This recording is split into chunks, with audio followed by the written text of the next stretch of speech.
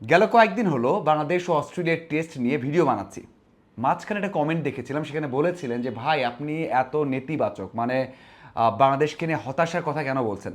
একটু ইতিবাচক বলুন, বাংলাদেশ যা ভালো করতে পারে, কোথায় ভালো করতে পারে সেই সব নিয়ে বলুন।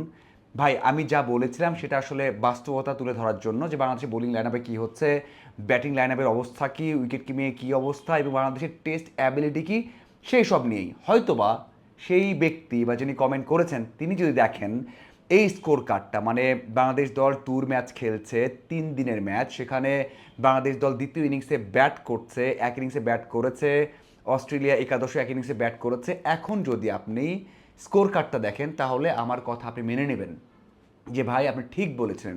আমি তো মিথ্যা কথা বলে আপনাদেরকে আশাবাদী করতে পারি না যে বাংলাদেশ দল কোন চ্যালেঞ্জে যাচ্ছে, সেটা আমরা নিঃসন্দেহে বলতে পারি। এবং অস্ট্রেলিয়া যে টিমটা ঘোষণা করেছে তাদের এগেনস্টে বাংলাদেশ দল কী করতে পারে, কী চ্যালেঞ্জ, সেটা আমি তুলে ধরার চেষ্টা করছি। এই যে ট্যুর ম্যাচ যেটা হচ্ছে সেখানে অবস্থা দেখেছেন, বাংলাদেশ দল প্রথম ইনিংসে করেছে 263 রান, যেখানে বাংলাদেশ দল 220 রানে অল আউট হতে পারত।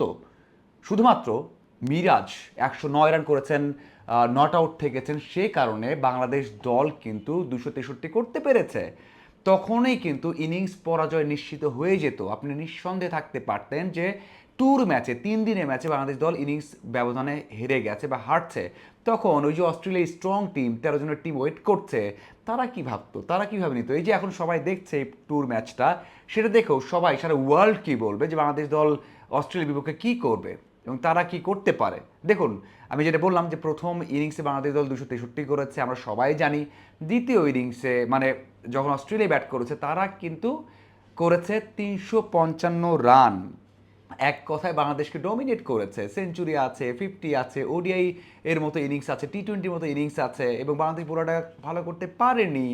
3 দিনের ম্যাচ ভাই, সেখানে তারা ক্যালকুলেটিভ খেলেছে, তারা যেন জিততে হবে, জেতার জন্য তারা খেলেছে। এবং তারা ওই যে বললাম না, 4.04 প্রত্যেক ওভারে রান রেট রেখে তারা রান করেছে। তারা জানে যে একটা 3 দিনের ম্যাচ কীভাবে জিততে হয়, সেটাই কিন্তু বাংলাদেশ দলকে দেখিয়ে দিয়েছে। এবং জিতবে কিনা পরের বিষয়, কিন্তু সেই প্রেক্ষাপট তারা তৈরি করেছে। এই জন্যই তারা অস্ট্রেলিয়া, তারা 355 করেছে, বাংলাদেশ দল করেছে 263, প্রায় 100-র মতো একটা মানে 90-এর বেশি একটা লিড তারা পেয়েছে। এখন কথা হচ্ছে বাংলাদেশ দল কি ইনিংস ব্যবধানে হারটা এড়াতে পারবে?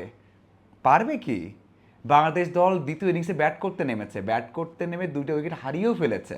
মানে 2টা উইকেট হারিয়েছে, রান মাত্র 19। যদি আমরা খেয়াল করি স্কোর কার্ডটা, যে তারা মানে এক কথায় বাংলাদেশ দলকে সুযোগই দিচ্ছে না। 13 রানে সাদমান ফিরেছেন, দলের যখন রান 13, এরপর যখন 19 রান, তখন মুমিনুল হকের যদি সবশেষ 10টা ইনিংস দেখেন আপনারা, মানে দেশে যে ইনিংসগুলো খেলেছেন, আপনি অবাক হবেন যে বাংলাদেশ কেন, সারা ওয়ার্ল্ডের অন্যতম ধারাবাহিক ব্যাটার কিন্তু মুমিনুল, মানে এত রান করেছেন তিনি। কিন্তু দেশের বাইরে গেলে তার ব্যাটটা কথা বলে না। আমি সবসময় বলেছি যে ভাই, উইকেট কন্ডিশন সাথে হচ্ছে বাউন্স এবং হাইট খুবই গুরুত্বপূর্ণ বিষয়, এবং সেই জন্য মুমিনুল কিন্তু দেশের বাইরে বেশিরভাগ সময় ব্যর্থ হন। সেই কাজটা করেছেন সাদমানও, ব্যর্থ হয়েছেন। সাদমান 6 করেছেন, 6 বলে একটা 4 হাঁকিয়েছেন, 6 রানে মুমিনুল আউট হয়েছেন, 11 বলে একটা 4 হাঁকিয়েছেন। এবং তানজিদ হাসান তামিম, যিনি কিনা প্রথম ম্যাচে ব্যর্থ হয়েছেন, ডাক মেরেছিলেন, 8 বলে 0 করেছিলেন, তার কিন্তু খুব গুরুত্বপূর্ণ একটা ইনিংস। সৌম্যকে খেলানো হবে না তামিমকে খেলানো হবে, সেই কনফিউশন আছে, সেই সিদ্ধান্ত নেওয়ার বাকি আছে। সেই ক্ষেত্রে তামিমকে এখানে রান করতে হবে বা টিকে থাকতে হবে, টেস্ট ইনিংস খেলতে হবে। এখন পর্যন্ত টিকে আছেন, 13 বলে 7 রান করেছেন। এখন কথা হচ্ছে যে বাংলাদেশ দলকে ইনিংস ব্যবধানে হার এড়াতে হলে এখনও করতে হবে 73 রান। পারবে?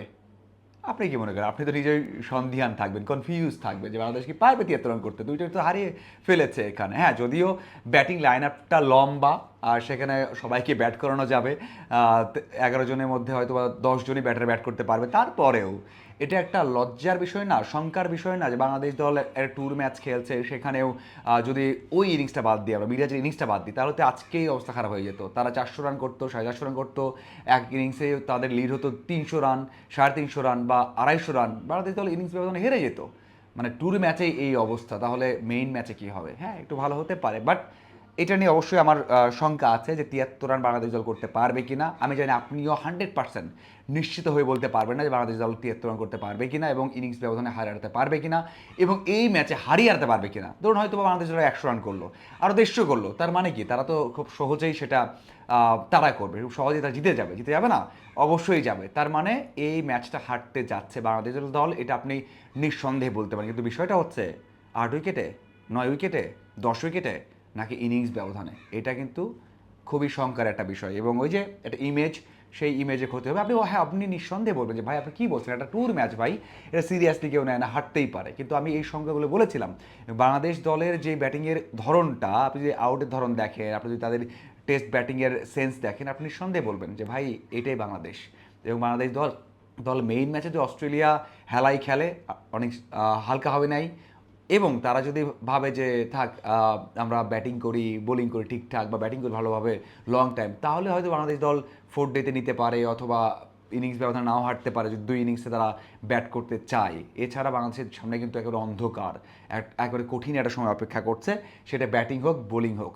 আপনাদের কি মনে হয় বাংলাদেশ দল এই ম্যাচে ইনিংস ব্যবধানে হারাতে পারবে কিনা, এড়ালেও কত উইকেটে হারতে পারে সেটা জানাবেন। আর ড্র হবে কিনা, কেউ একজন ভালো করবেন কিনা, সৌম্য নাকি তামিম, এই দুজনের মধ্যে কে ভালো করবেন এবং কে কতটা সুযোগ পেতে পারেন, অবশ্যই জানাবেন। ধন্যবাদ সবাইকে।